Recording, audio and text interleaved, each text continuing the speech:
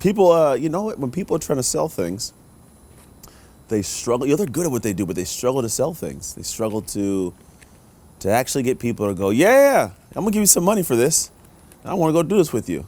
And what they do, it's actually really good. I've met a lot of people that are really good at what they do, right? And there's a lot of areas where people do things that are, entrepreneurial. I was in the fitness space, met a lot of great fitness people. Shoot, I was really good at what I do, and I struggled early on to have anybody want to work with me. I'm dead, you were there, dead serious. Like, it was not that easy, man.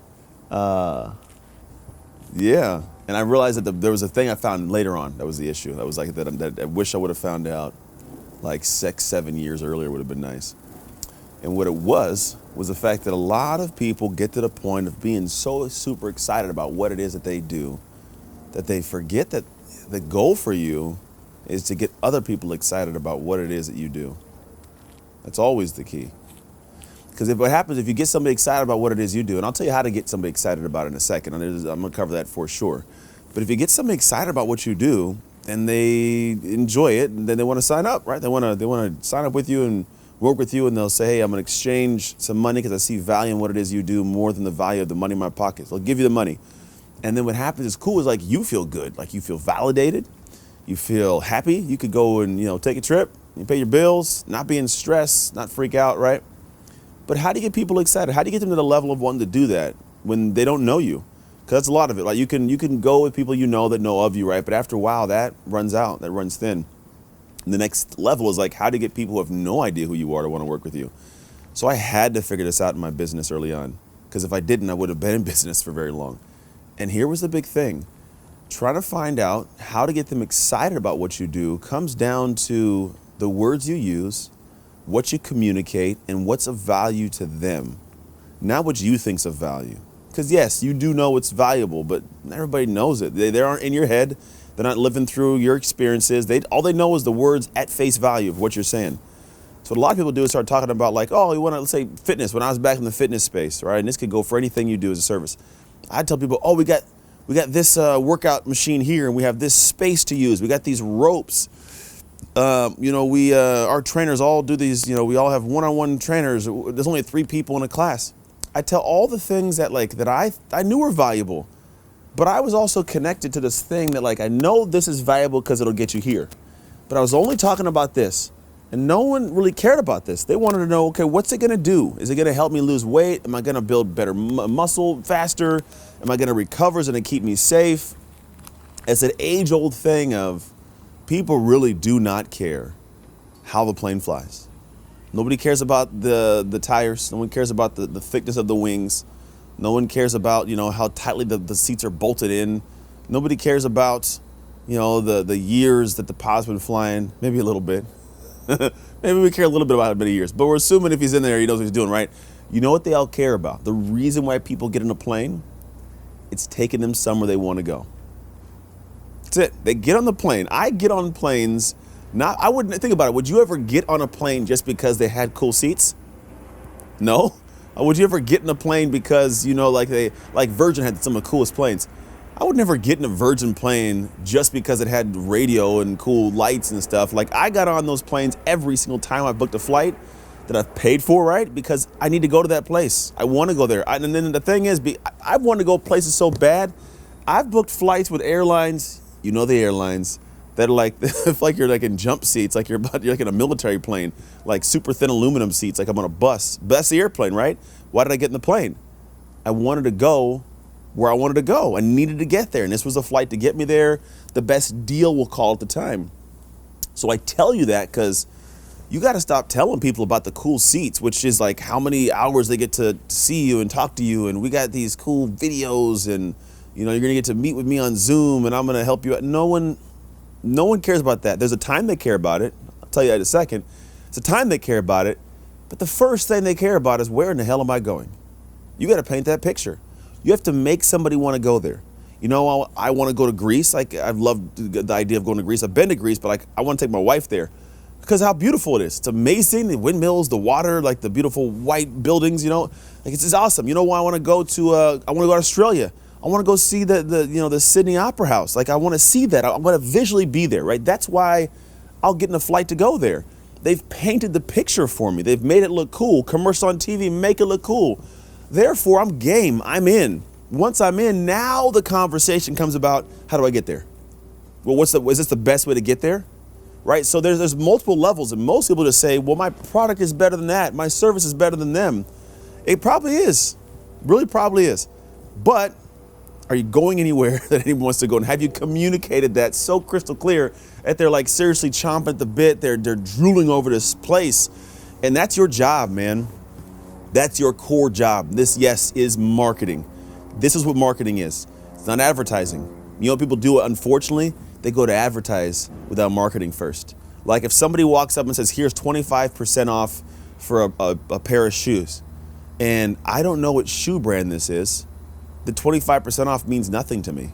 Seriously, means nothing. But if it's like a Nike, Balenciaga, 25% off, yeah. Why? Because they marketed to me before they advertised to me, and they are two different things, right? I used to, own a gym, and I remember one time I did these flyers on the windows early in the business. It didn't return much for me. I was like, that didn't work out. And I didn't notice for years later, but then years after I closed the gym and sold it and moved on, like I went somewhere and I saw the flyers from somebody else's gym on my windshield, and immediately I was like, man, you're doing this wrong. Here's what it was. All it was a thing where it's like 25% off a free training or a one-on-one personal training session, 25% off. First off, 25% off of what? I don't know what the price is. Then like maybe it's $100, okay, $25. I don't know who you are. You haven't built value. You haven't shown me a place that I'm gonna go with your service that makes me feel like, I wanna go there. So what it ends up being is like, all right, well, I'm looking at this flyer and I'm like, dude, you did this wrong. Because now I don't see value in the 25% off. There's none for me because you haven't built the value up.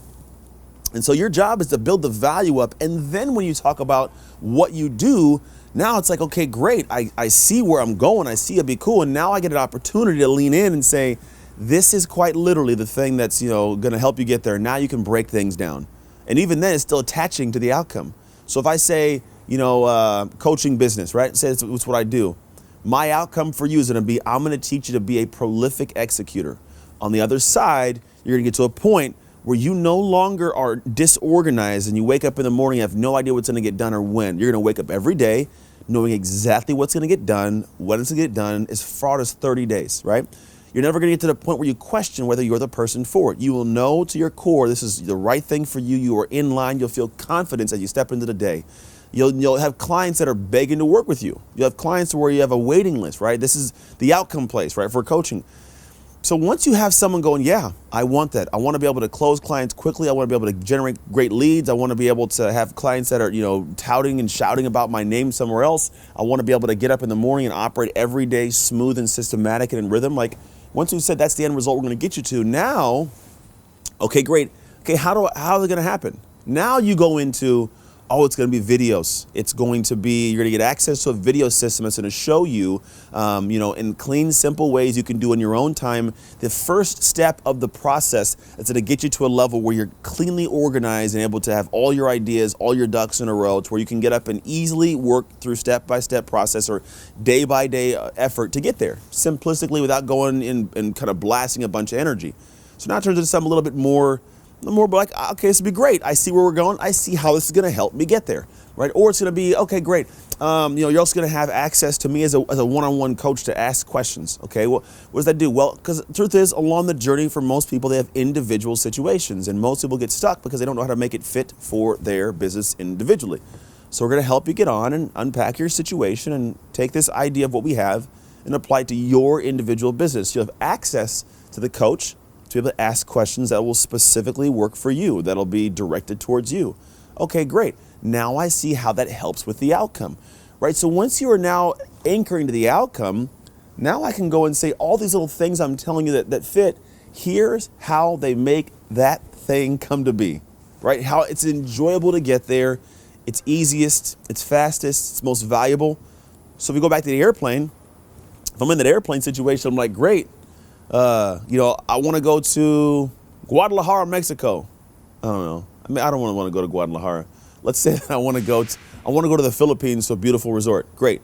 All right. So I want to go there. Now I'm going to go looking for a flight, looking for a solution to get there. I know where I want to go. They painted the picture.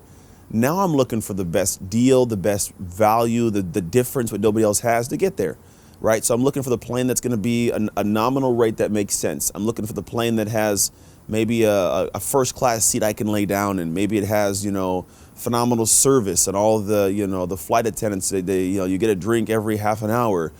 Maybe I like that the seats all have power supply so I can do my work on the plane. Maybe I like that they all have TV screens and I can watch movies separately. They have a great selection of movies, all from HBO, right? Now all that stuff holds value because it's going to make the trip enjoyable as I go to a place I want to go. So I think that's the big thing with a lot of coaches and a lot of speakers and a lot of anybody that has any kind of product or service. If you're trying to sell yourself or sell something you have, man, you can't go straight to advertising. Don't go out there and say, I got this, get this special deal. I'm doing, $2,000 for the next 6 weeks. Is your thing worth $2,000? Is it worth $5? Is it worth $200? Like, you got to know what the value of it is. Because if you don't establish that first, and make me desire it, then it holds no value to me. So you could give me 1,000% off, and it doesn't matter. I don't want it because I don't know where we're going, and it's just a bunch of clutter, right? So that's a big piece of it. What really what bothers me is people don't listen to this. This is not the first time I've told people this, and no one likes to get it, and they try to seem to do the same thing over and over. That's the craziest thing. People don't like to carve out new grooves. They like to do the exact same thing with more effort, hoping all of a sudden it'll work. Isn't that nuts? That's it's like craziness to me. People do the exact same thing over and over after they've been told not to do it that way because they feel comfortable doing it that way. I don't know maybe they're scared of doing something different, and maybe they think it's just like the diamond picture. I think there is a downfall to that whole diamond picture that people see, like you're right close to the diamond, so just keep working.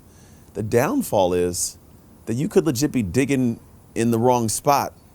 You actually could be digging in the complete wrong place, and maybe you do need to move because there's not always a diamond there.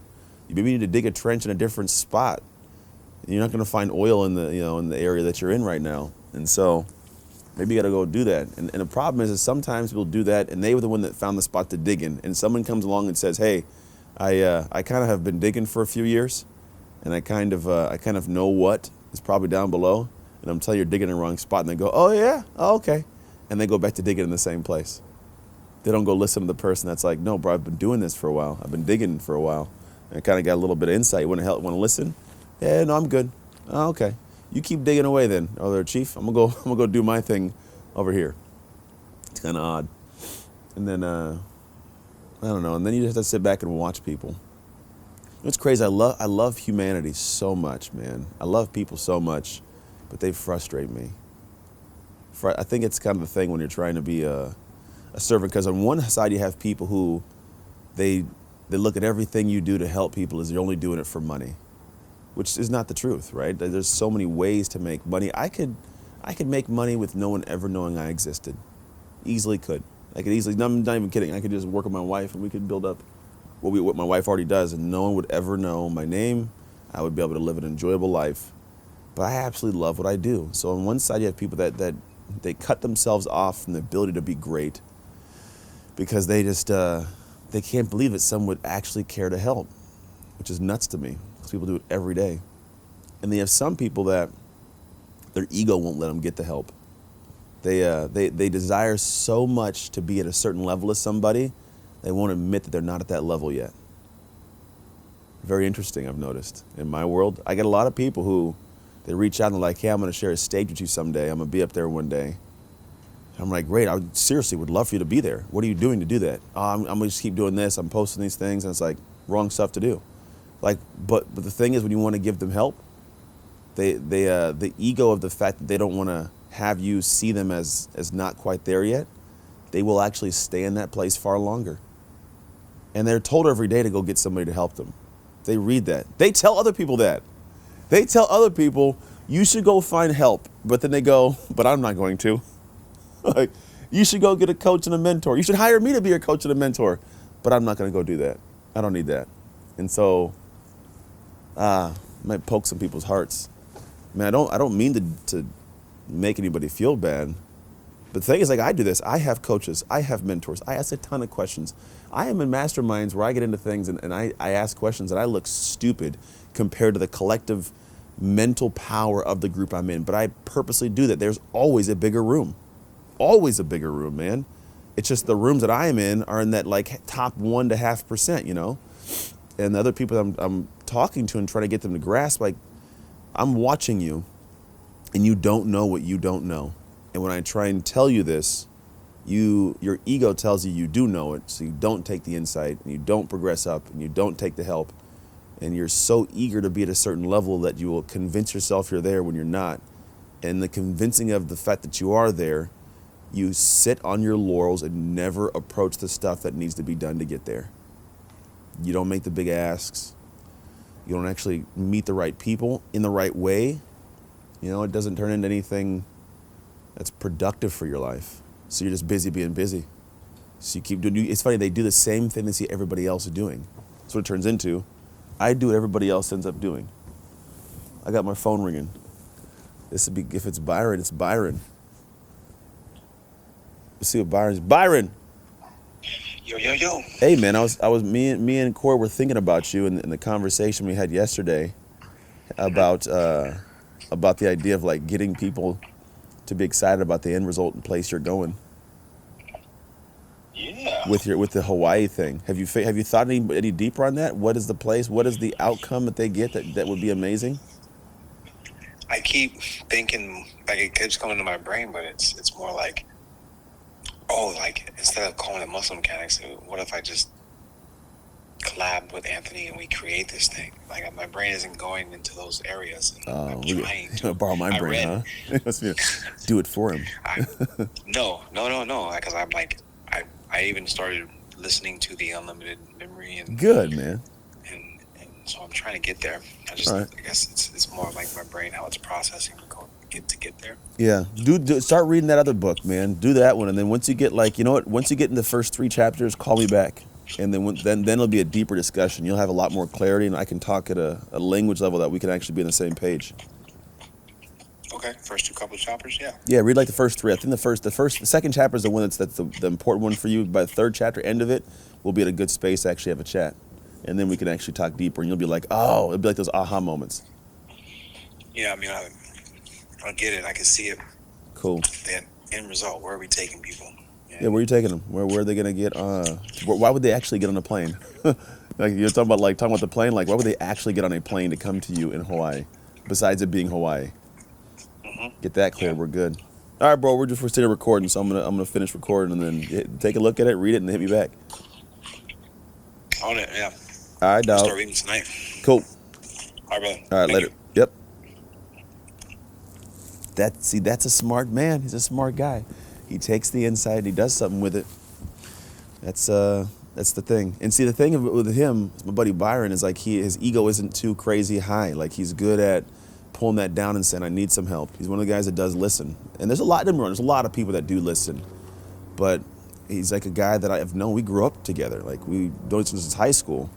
But like his ego is like, okay, I see that Ant's got something. He's gotten somewhere. I'm gonna actually take the insight. I'm not gonna sit back and protect the ego and take no actions and stay stuck in the same place forever and ever.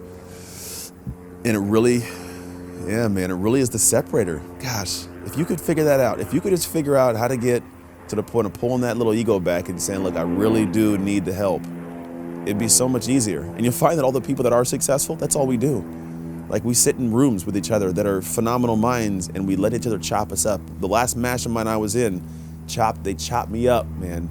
Seriously, I was sitting there like, oh, tail tucked, felt bad. And I teach things, right? I don't teach what they're teaching me.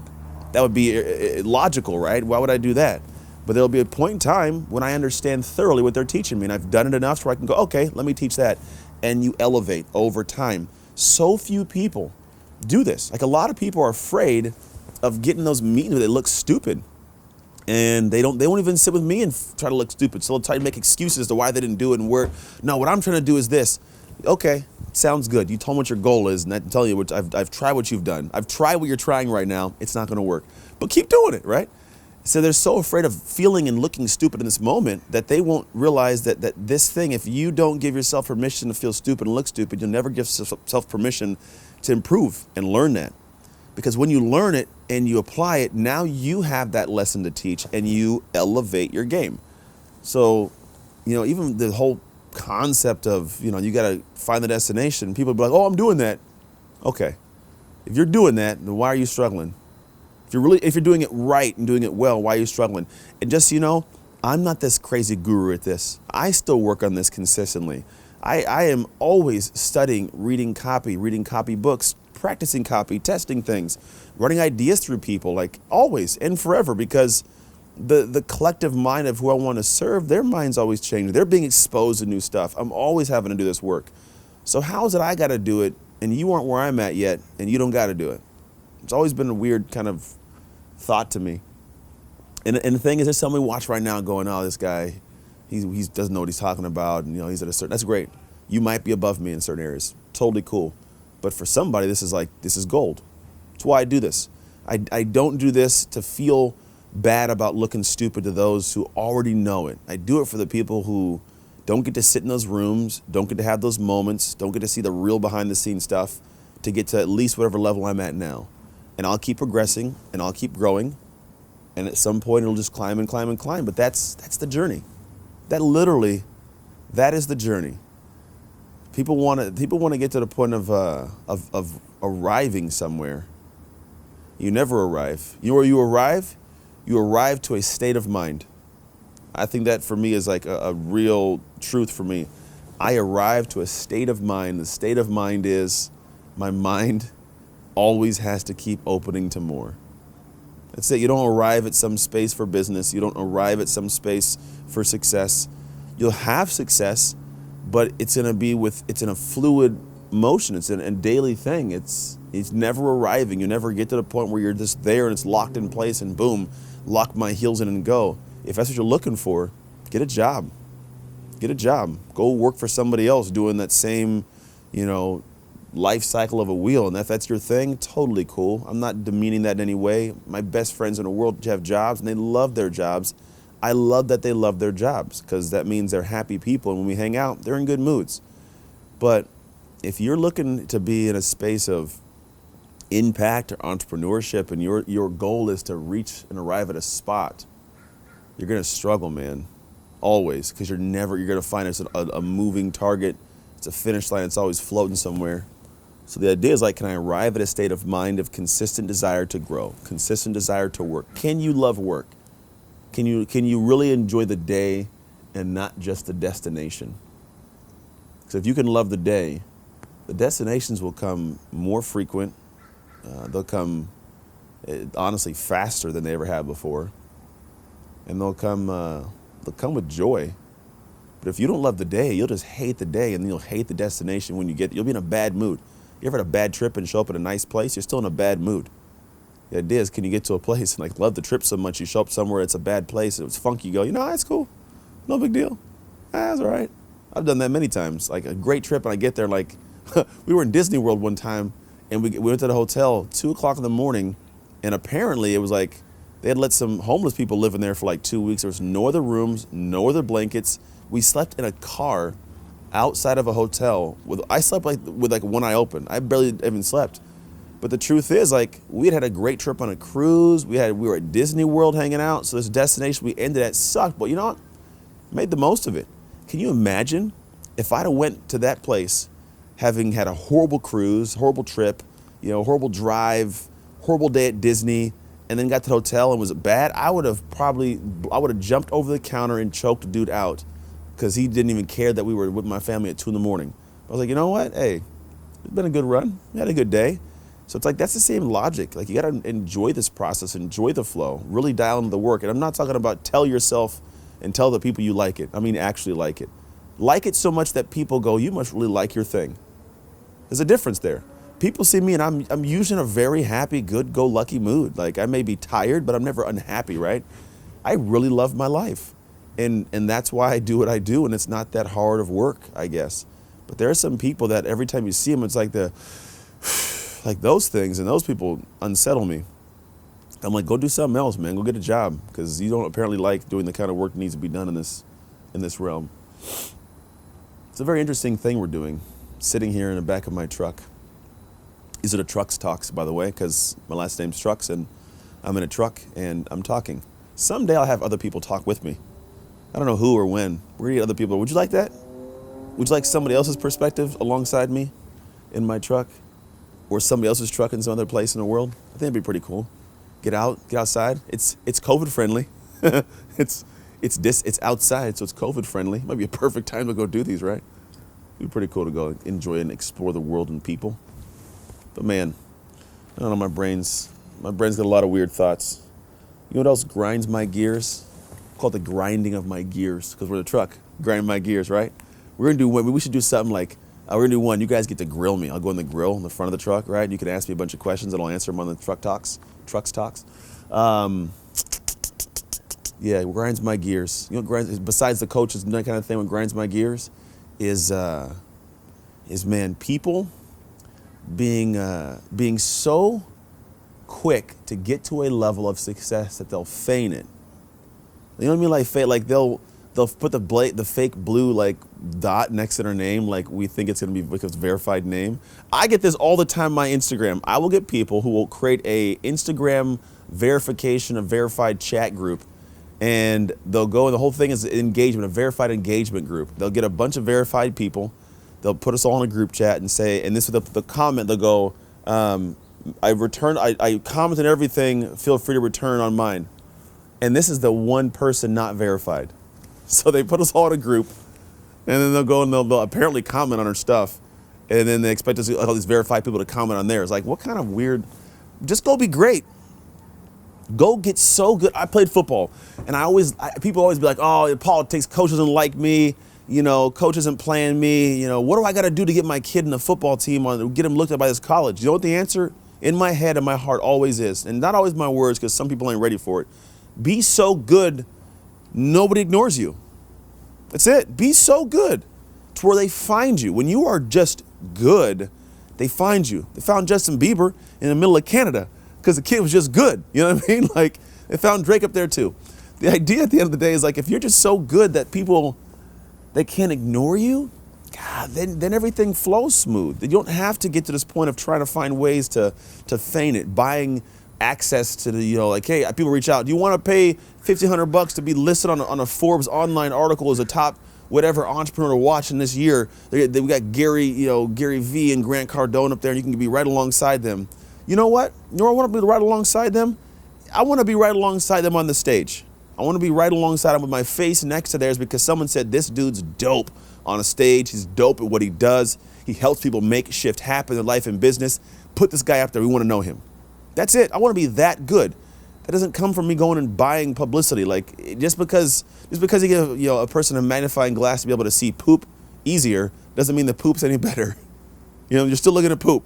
So if I'm going to get a magnifying glass, I better be like some telescope.